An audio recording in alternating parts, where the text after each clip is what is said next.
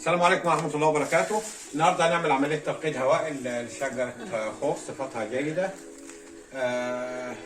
أول خطوة نعملها ننتخب الفرع اللي احنا عايزينه. الفرع ده هقشر 2 سم.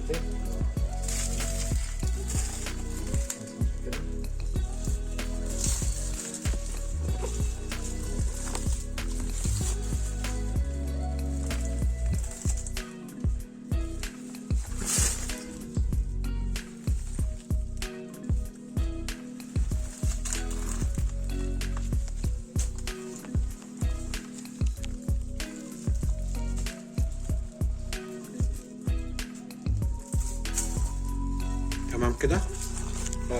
هركب الكيس بتاعي. الكيس طبعا مش مقفول ولا اي حاجه، بس انا بركبه بطريقه معينه، بلفه وبحط التربه اللي هي البتنس او التربه الخاصه بتاعتي وابدا بيها الشغل، ونتيجه حلوه قوي معايا.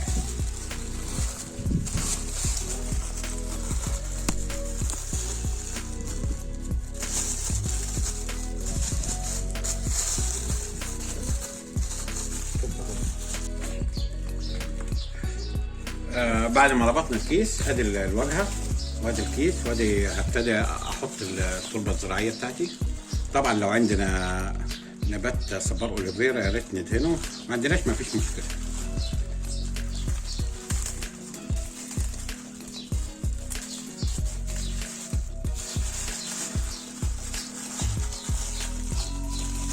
طبعا بتاكد ان انا حاضن مطرح الجرح والربطه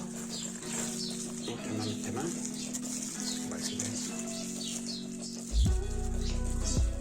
بربط وبقفل عليه كويس.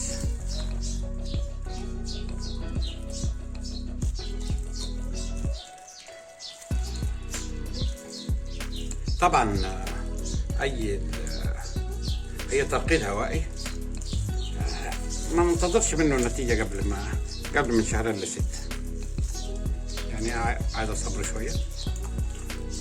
والسلام عليكم ورحمة الله وبركاته.